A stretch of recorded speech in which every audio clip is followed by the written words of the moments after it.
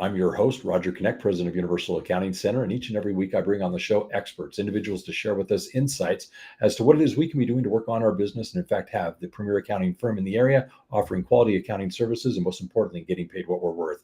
In this process, I bring on the show experts, individuals to share with us insights, things that we should be considering as we run our companies, and this is going to be a great conversation. I've been looking forward to this with Greg DeVore. He happens to be someone that is an expert as it relates to staff and disseminating the information we need to be considering as we run our businesses. Greg is the author and co-founder and CEO of ScreenSteps, a software platform for transferring knowledge faster. He attended both Berkeley and Harvard, but Harvard is actually the name of his junior high school, and Berkeley was the Berklee College of Music in Boston. Now, Greg is the co-author of the book Find and Follow: Reduce Supervisor Burnout and Improve Employee Performance by Transferring Knowledge Faster. The Find and Follow framework is what helps business owners improve employee engagement by reducing the reliance on tribal knowledge. So, Greg, welcome to the show. Thank you so much for having me. It's great to be here. Yeah. So, Greg, first thing I want to start with is a little bit of your background. Give us an idea as to why you are the expert you are. Lots of persistence. So I don't have like this educational background that would say, hey, you're going to be a knowledge transfer expert. You know, I graduated from the Berklee College of Music with a degree in composition and film scoring, but some life events happened. My first son was born actually while we were on vacation in Salt Lake City, Utah. We were living in Boston, and he was born very premature. And so had some medical complications around that, which eventually led to me having to transition out of my music career because I couldn't get health insurance for him to starting a business. And that was the only reason I became an entrepreneur was to get health insurance for my son. But it started me down a path with my brother who co-founded it with me and led us to this point where we're in this business and helping people transfer knowledge faster. Now, clearly, when someone is looking to start their business, I can't imagine something like this is the most obvious. Some look at franchising, some look at established industries. What is finding, information discernment or information transfer? How does that come out as, oh, that's the business I'm going to go do? Well, it was all by accident. So right at this time, my brother was at a conference, a medical conference, and GE came to him and said, hey, we're struggling we have this new technology, 3D, 4D ultrasound at the time, and people don't understand it. And he had done some e-learning stuff in the past, and they said, well, could you help us with this? And so he came back to me. He knew I was having to transition. He said, do you want to do this together? So we really dug into the problem and tried to understand what was the root cause of it, and did some work there that decreased their training development time, which was 6 months, and the product had a 1-year life cycle. So you can see the problems there. We reduced it from 6 months down to 2 weeks, and eventually built some technology and productized that, which led to the product we have today. And it was all about how can we, if I were really to sum it up, you go into these medical offices and they'd have this $200,000 ultrasound machine that had sticky notes all over it. And it was because they didn't remember how to use it.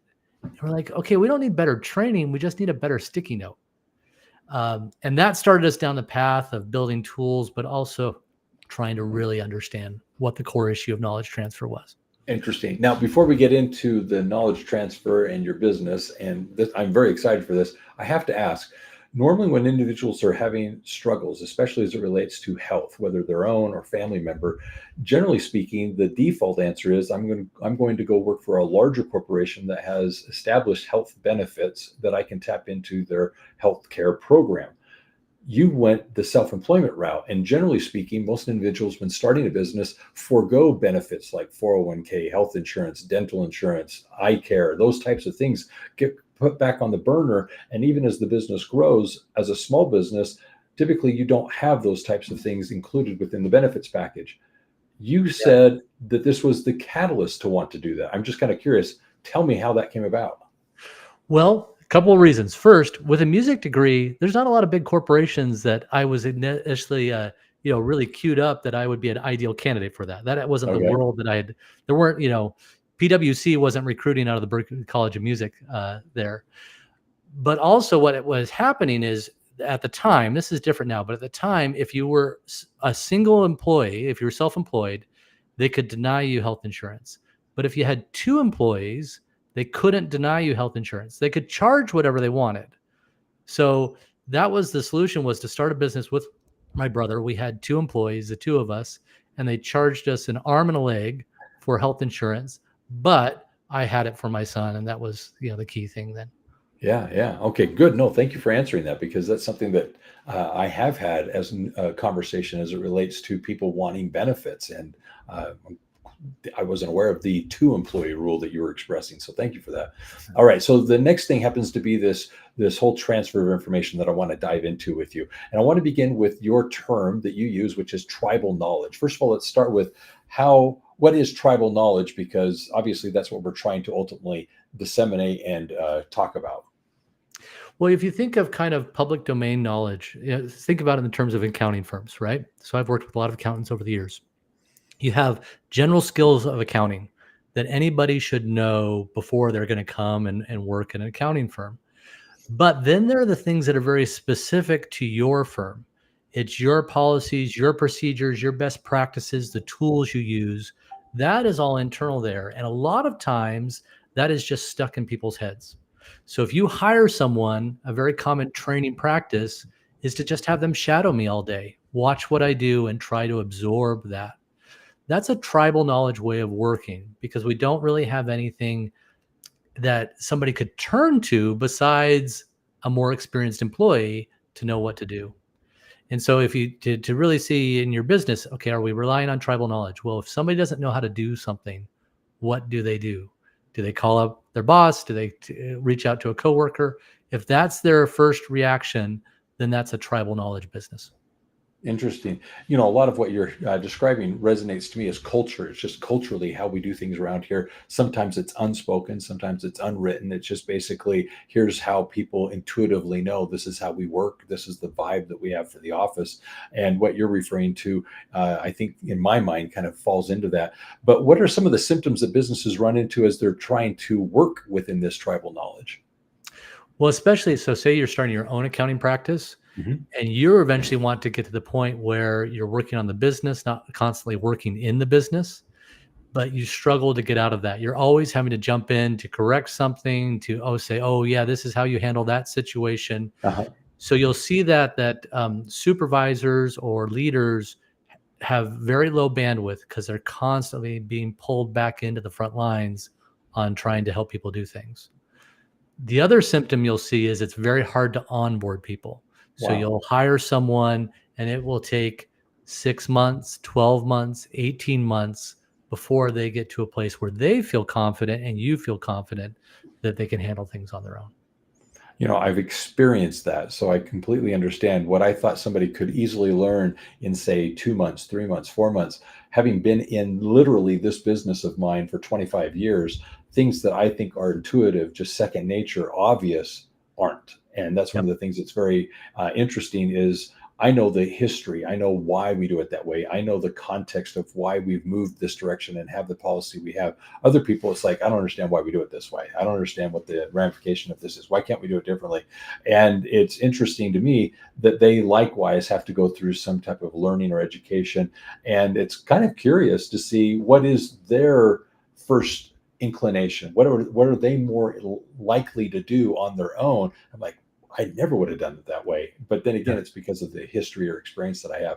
All right. So what's the impact of these types of symptoms? I mean, you clearly spoke of somebody taking longer to train or getting stuck or drugged back into the day-to-day operations. But what are the symptoms or the impact of them, I mean? Yeah, they can fall on either side. So either you play the hero and you're constantly working long hours so that you ensure high levels of service and deliverability, or you don't, and the service you deliver fails. So we left a bookkeeping firm because every time they transferred us to a new bookkeeper, it was like we were starting from scratch. There was all these procedures that we had established with them, and the new person would come up and all these mistakes would be made. They were a tribal knowledge organization. And so when your customers or your clients feel that, they lose confidence in you. Now, if you're going to ensure that's not going to happen, sometimes that means like you're having to double check everything. And if you don't have a system in place for transferring knowledge, then it can really burn out everybody involved. What I'm hearing you explain is something that I address often, and it's the idea of standard operating procedures, having that process in place that is irrelevant to the person doing it. It's just, here are the steps we follow. This is the way we do it around here. And it does a number of things, one of which is particularly important, which is it standardizes the deliverable. For each customer, like you're explaining, it doesn't matter who necessarily is doing the work. I still get the same end result. And that's very important, because as a customer, you want predictability oftentimes. You want to know that if I'm each month expecting to have financials, they'll look the same way, they'll be on the same day, they'll come to me in a similar format. Those things are consistent, and you're not having to reassess, okay, what do I have here? What's going on? So I like what you're explaining. So that brings me to training. Obviously, in a firm, you're trying to train these processes and procedures. You're trying to have someone adopt and implement what it is to be best practices, but you've got some thoughts as to why it doesn't work. Now, before you answer, we're an accounting school, and as an accounting school, we do training. That's what we do, is educate and train and certify individuals. So I've got some thoughts as it relates to why it doesn't work and some best practices. What are yours, however? Yeah. So, and I want to be clear about the type of training I'm talking about. I'm talking about the detailed, when we talk about an SOP, there you can have an SOP that's high level. I'm talking about the on the ground work, exactly how we do this. So what will typically happen is, if I go in, you might have some documentation around your SOPs, but then there's lots of either detail that might be left out there, or things that I just kind of have to pick up and somebody tells me. And what we're expecting someone to do is memorize everything we tell them. And they come into this role, they may be working with different clients. There may be tasks that they only perform once a month, or, so they don't get muscle memory in it. It's too much for them realistically to memorize and to retain. So what we do is we say, we're going to build a system that's going to assume that they're going to forget everything we teach them. Wow. And ensure that they're successful. We work backwards from what do they need to be able to do, and how would they do it if they couldn't ask anyone for help, and build a training system and a performance system around that. And the result is much less stress, much lower training time, much better ability to adapt to change, and obviously better deliverables for the customer. I'm loving this. Yeah, I think one of the failings that we all have, and it's human nature, is just to presume that people are going to kind of get the nuances of why we do things the way we do them. There's a lot of assumptions that are made, and too often those are the critical things that ensure that people understand what it is they're doing and why. The other thing that I liked about what you're explaining is, we're trying to do this so that it becomes easier for them. Just having that clarity of what's really expected and how to do it makes it easier. And then one of the things that I also noted was the fact that you're talking about sometimes tasks are not that repetitive, in the sense that they're very infrequent, and it's very easy to forget something that you were taught a month ago. So how do you make it so that it's remembered and retained? So lots of good little things here. So how can my listeners transfer this information that they have, that they would like to see their employees do, faster? The first thing is to reframe the way they're looking at the problem. Don't think, how am I going to teach this to them? Think, how am I going to empower them to do this even if they forget? And the very first step in that is to do an analysis of what we call the activities they have to perform. That's the questions they have to answer, the problems they have to solve, the tasks they have to perform. And a lot of times when we build training, we start with, well, what do they need to know? Don't think of it that way. Think, what do they need to do? So what do they do on a daily, weekly, quarterly, monthly, annual basis? What are the different triggers that cause that? Like, is there a certain time of year that this thing happens, or when a new client onboards? And you get a detailed list of every task they need to perform. You then just work backwards from that. Okay, so if they have to perform all these tasks, where would they go to know how to do this? And we can talk a little bit about how you create those things, but that's the most important thing. Is I've identified the tasks they need to perform, the activities, and I've identified where they would go if they don't know how to do this. If I do that, I'm really 80% of the way there. Ooh, I'm loving this a lot. Why? Because one of the things that we focus on when we're doing our training is we begin similarly by saying, okay, what are the KPIs, key performance indicators? What's that key metric that says they've done their job? And so it's basically saying, like you said, what are those things that they must get done? And so as you go down and you identify these are the things that are part of their job description, it becomes very obvious this is what's expected of this individual. This is what we're looking for. And the standards associated with it say to this level, we expect the work to be done. It's done in this timeline, meeting this deadline, it's done to this quality. And once those key metrics are identified, many of which are quantifiable, they're obvious, yes or no, you did or didn't do it. What we're able to then do is, like you're describing, backwards engineer what is necessary for that individual to do it. And for us, we focus on three things: tools, training, and temperament. We focus on, do they have the tools to do the job?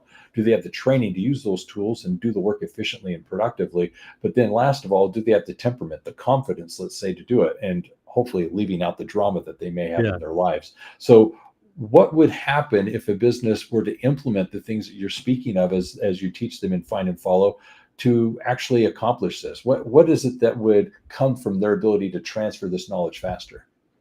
Well, first, I would add, we would add one little thing to your mix there. Okay. It would be, do they have the recipe? So we think of everything in recipes. And a lot of documentation, it's going to tell you the background on this procedure and all this extra information. And that's why we've studied people, they see that wall of words and they just go back to tribal knowledge, even if it's written down. But if it's presented as a recipe, then they follow it.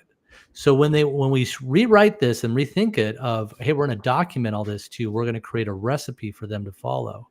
Then what happens is, like when we do a training with someone, training will look like they come in, they'll go through some foundational courses. So you do need to know foundational principles. That might be, they have to have industry knowledge, company knowledge, technology knowledge, and process knowledge about your business. So they're going to understand those principles, but then it's just practice activities. How would you sign up a new client? How would you send out an invoice? How would you generate this report? And for each one of those, there's a recipe that they bring up and they follow there. So once that's in place, we've seen groups take onboarding, here, I'll give you a small example and a large example. Yeah. One group, it was taking 8 weeks to onboard employees. They got that down to 1 week. Another group, more complex scenario, it was taking them a year to onboard employees. They got that down to 60 days because I'm no longer having to memorize all these procedures. I have the recipes or the maps that I need to do what I need to do in my role. I love it.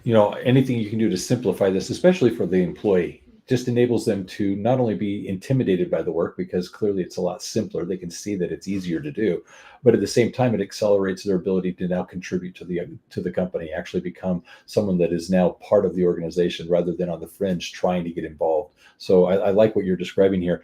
I'm going to bring up something here as it relates to training, just to see if you've got some thoughts on it. People learn differently. There are clearly people that are more visual. They want to actually watch it done, see it explained. Some people are auditory. They need to hear it. And through that repetition of perhaps rewinding it, they're able to kind of digest it. Some people are tactile in the fact that they need to physically go about the process and actually do it. And it's through that muscle memory that they're able to then do the job because they've done it. There's just a variety of things. Do those play into what it is you're describing as quickly disseminating this information? Not as much as you would think. And I'll tell you why. When you look at the science, we actually have learning preferences.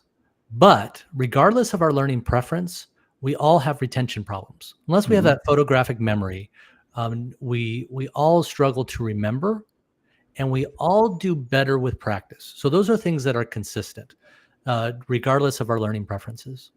And so what we're really kind of espousing or saying here is, if we're going to focus on learning, we're trying to fill a 16-ounce glass with a gallon of water. It's never going to work in the timeframes that we have for people. So we have to remove that focus. Like if I'm learning to be an accountant, there's things I need to learn. I need to understand certain principles and high-level things. But if I'm trying to learn how to generate an invoice, like that operational knowledge, that's not worth learning. I should just follow a recipe for that. So our kind of approach to this is, let's take all the operational knowledge and remove the need to learn that at all. So then we can learn those other things, those higher level skills. We have the mental bandwidth and space to do that. So we find that in general, using video for foundational knowledge, concepts, principles, works very well for people. It's visual and it's engaging, and that works. But for process, you can show a video of an overview, but expecting somebody to use that video to follow that process is very difficult. They got to pause the video and do that. A checklist, a decision tree will be a more effective tool in that situation. Excellent example. No, I love what you're explaining there, because I have to agree. It's easier for people, especially there are certain individuals that like checklists. They just give me the list of things to do.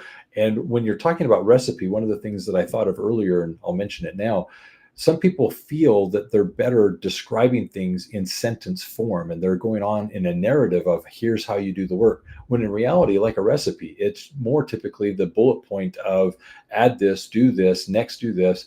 And it's a sequential event of here's what you're just going to do. And whether you're literally checking steps off or you're just going process by process through this recipe, it makes it a lot easier. And so I like your terminology that you're using, because I think people can relate to that and hopefully understand the value in implementing it. So the next question I wanted to ask is, as you're working with management, individuals that own and operate businesses, managers that are trying to actually work with employees, what have you found they experience when they adopt your philosophy and transition? Obviously, you talked about accelerating things faster, taking things from weeks or from months to weeks and from years to months. I mean, it's very obvious, but what does that do in the organization for them? I had one client that said it's been the greatest human experiment they've ever been a part of.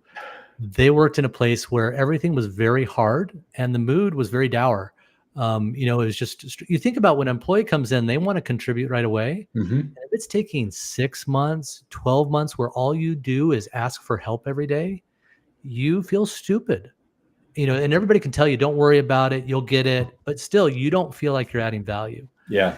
So they adopted this, and she said it just totally changed the way people felt about themselves, the engagement they had. When they had it all, everybody's using the same guide every time, they could all comment and improve it. So everybody was engaged in improving the process. And it just totally changed. They said they used to have people leave the organization all the time. Now they only have people that are promoted out. Nobody leaves the organization because it's a place where they feel empowered and confident working. So there's that mental health side of it. There's that cultural side of it. Then there's the productivity side of it. Across the board, we'll have people come back to us and say, our employees are twice as productive now as they were previously. Yeah. And you've kind of answered my second question already, which was, I was curious what the employees say about this. And clearly it's the fact that they're now contributing so much faster. They feel as if they are making a difference within the organization. They're not a burden to someone else. And so that's very, very important for them from a self-esteem point of view. And more importantly, from a retention point of view, now they feel like, okay, this is the place I want to be. So I think you're really tapping into a few things that are very important. So the question I have now is, watching people learn what you're espousing, what happens when they choke and you witness them running into some hesitations to implement, to trust your process? What slows them down? What becomes the thing that causes people to not naturally just do this anyways? There's two things. So one is they have never actually defined their procedures. They think they have, but they haven't. So when they go through this process and they're documenting to this level of detail, they realize they haven't made some decisions. And there may be in their office, there may be 5 different ways of doing the same thing. And there's some negotiation that has to happen of saying, we're going to standardize on this one way of doing it. So that will take some time. The second thing is, generally tenured employees will say, well, we don't really need this. This will be good for new people, but we don't need this. And so they're kind of, they like, I already memorized it, so I can do it. I'll work faster working from memory. What's interesting is every single time we do this, the new hires will come out of training and they'll be twice as productive as the tenured employees. They'll have fewer mistakes and they'll complete tasks in half the time. And then the tenured employees get on board and they see the proof. Oh, I will work faster working from a checklist or a decision tree than just trying to do it from my head. Oh, I love this. I can honestly tell you this is resonating because we have a training program that we're currently developing. It's something we've had for over a decade and we're trying to reinvent it and streamline it. is in essence what we're doing. So we're in the middle of this process. And for me, it's very, very clear, but for my management team, it's something they're struggling with immensely. So I can definitely tell you this is something I'm going to bring to their attention because it may very well simplify everything that they're currently doing. But the thing that I want to really emphasize is the fact that, yes, I've got past employees, current employees. Let's just stick with the current employees that I'd love eventually to have them go through the training, because I would like to know what they thought they knew that they didn't, and what they were told before but clearly forgot because of memory. There's just a lot to learn, and we don't have the systems in place as you're suggesting. And so all of a sudden, I believe what happens is they think they know what they're doing, and yet they're overwhelmed. Just had a conversation with one of my employees just yesterday. The very thing I thought that was obvious that they were doing, not only weren't they doing it, it was foreign to them that I was even suggesting that they in fact do it. And I was like, I thought this was common knowledge. So it's just case in point to what you're trying to communicate here. So this is really resonating. All right. So the next question I have is, as it relates to you running your business, you started this as a way of taking care of your son, something that was kind of a catalyst to your getting in here. How has being an entrepreneur, running your business, growing your company as you have, how has that actually benefited your family and the health situation? Well, early on, one of the biggest benefits is I had a lot of flexibility. So, I have 4 children, and turns out the reason my first son was born premature was going to happen to all the rest. And so my wife has spent about a year on bed rest in her life, across 4 different pregnancies. And Wow. so it gave me flexibility there. And I was working from home long before it was cool. I've been doing this for a long time. I love the fact that I see my kids go off to school. I'm here when they get home. I can be there for important things during the day. So there's that family side of it that was Yeah. really beneficial. Second, I think, just personally, it's caused me and forced me, I've had to change my role every 18 months for the past, 20 years. There's something new I've got to learn to Yeah. do. And I love that. I love the constantly learning. Obviously, there's points of frustration and panic and all those things when you're an entrepreneur, but it is great to be discovering, learning, and building. Perfect. I like that. As entrepreneurs, I think we do see that in ourselves. We are about every 18 months changing and evolving. And as the company grows, we grow, and vice versa. As we grow, the company grows. So I think that's just something that's very important to realize. But then the flexibilities that you mentioned, so many as entrepreneurs strive for, hope for that flexibility, and for you to be able to experience it and at the same time take care of your family is wonderful. As it relates to your book, one of the things I always like to ask authors is, why a book? Clearly, there's a lot of things we're doing in business. We're busy. We're implementing strategies as it relates to the clients we're servicing. We've got this process that we love and we take to market. But why write a book? Well, the reason we had basically a knowledge-based product for many years. And we'd have some people that would use it and just have amazing results. And some people would build all this stuff and nobody ever used it. And we're like, if we're going to really differentiate in the market, we need to build that recipe that guarantees you're going to get fantastic results every single time. So one of my brothers who works with me, I said, you're going to go to the client sites. You're going to find out the successful ones. What are they doing? And he'd work with them. We'd come back and we'd come up with a hypothesis of why that worked. And we'd apply it to another client, and parts of it would work and parts of it wouldn't. And we kept going back and back until we got this recipe that every single time we applied it, it worked. And we had enough case studies then at that point that we said, we can write a book around this. We can outline a recipe. We have the proof to back it up. And this will be a way to really communicate a different way of working and a different way of training. So that was really the impetus behind the book. I love it. One of the things that I find that's very important is we're all in a position of wanting to take what we know, things that we like, things that we're good at, and disseminate it to others, whether it's in a mentor capacity, whether it's an employer having an employee do it. There's just a variety of things that over life, with the experiences we have, we want to impart. And what you're sharing here is just a way to more intelligently and deliberately do so quickly. And I think that's very good. I think this would kind of dive over into the parenting side of things as well to the business side of things. So this is really good. So what's a question that you thought I'd ask you that I haven't asked?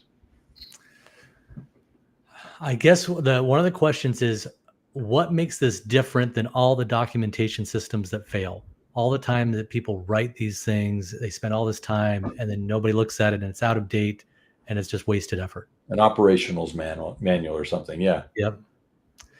And I would say that the biggest thing, that the reason for it to fail, is you want to create this, what we call this knowledge operations flywheel, where you're creating these, people are using them, and it's freeing up time for you. To do that, you have to have a tool set that helps you work at a very high velocity. So if you're using something like Microsoft Word, it's not going to give you the tools to deal with the variables that come into these procedures. You end up writing all these if-then statements and people can't follow it. And it doesn't give you the speed so that you can crank this stuff out and update it right in the moment when you need it. So as you're looking at your strategy for this, you've got to think, okay, do I have a tool set that's, one, lets me deal with complexity and clarify that in a way that people can follow it, and two, helps me to do this at the speed of change, so that if somebody asks me a question, it's just as fast to create a guide for them that I can reuse as it would be to write an email on how to do it. Oh, very good. All right, here's my next question. What are you grateful for? I am grateful for the opportunity to learn every day.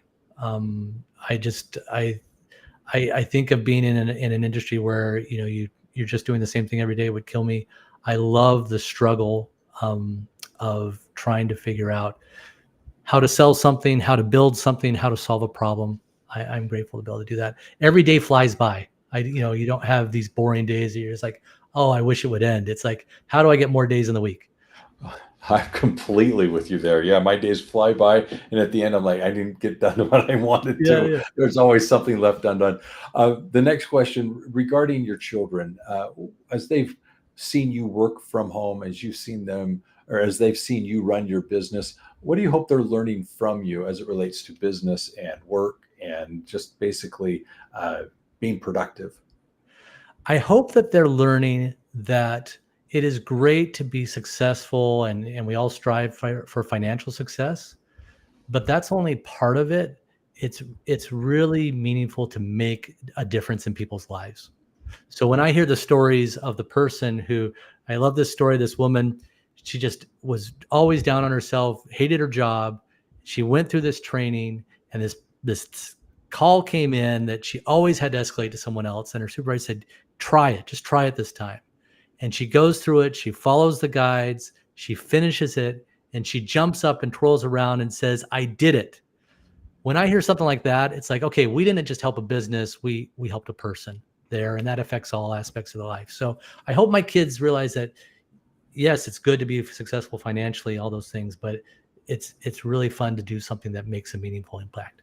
That is awesome. I like that. I like that a lot. Yeah, one of the things that I think is very important is, as our children watch what we do, how are they interpreting it, and more importantly, learning from it so that they can hopefully do things differently or better than even we're doing. So that's something that's quite obvious.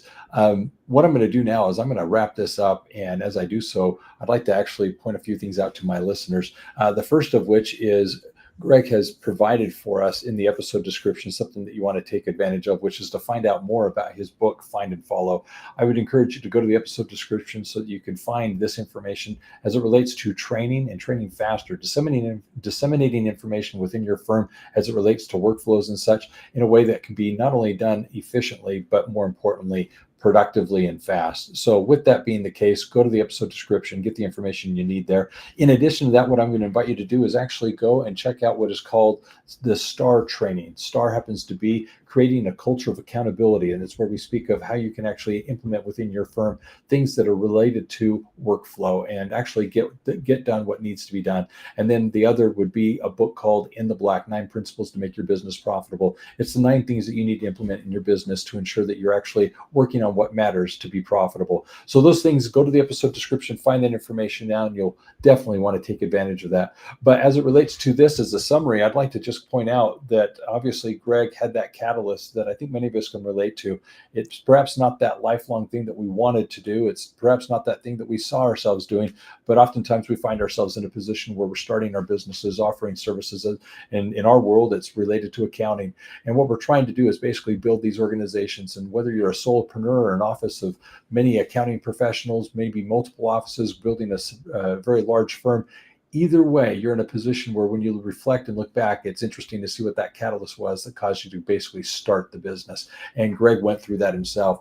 He had that moment in his life when he realized he had to do something differently than he had intended. The other thing that really stood out to me is the fact that with his brother, he was able to start this and recognize there's clearly a need, one for that of training that can be done more efficiently and profitably.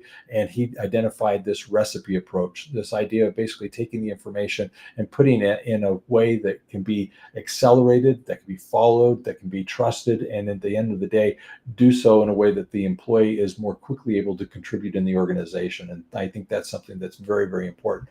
The other thing that I'd like to point out is obviously with his family, basically giving our children a chance to see that through the work that we do, that we're productive and efficient, but at the end of the day, we're making a difference in people's lives. We're helping those around us and making a difference in really a positive way as it relates to the things that they're trying to accomplish, especially when they're paying us for that service. So really good takeaways from our conversation. Lots of good things that I think we need to consider as we're developing our training programs, things as they relate to our standard operating procedures, things that we can do to ensure that we're actually being a little bit more intentional and deliberate in the training that we're providing our employees. So that being said, excellent conversation today. Greg, do you have a final thought? I think the thing I would share is if you remove that erroneous belief that if we memorize things, we'll perform better. That if we can remove that need to memorize, we actually perform better in our lives. Perfect. Excellent final thought. And I appreciate you for that. Greg, here's what I'm going to do. I'm going to end the show. And for my listeners, those of you who have not already now subscribed to the podcast, I want to invite you to do so. Go to that platform which you prefer, and there, subscribe, do whatever's necessary to get notified as to each and every week when we release these episodes, so you can literally focus on those things that matter most to build the premier accounting firm in your area. The other thing I want to invite you to do is go to universalaccounting.com.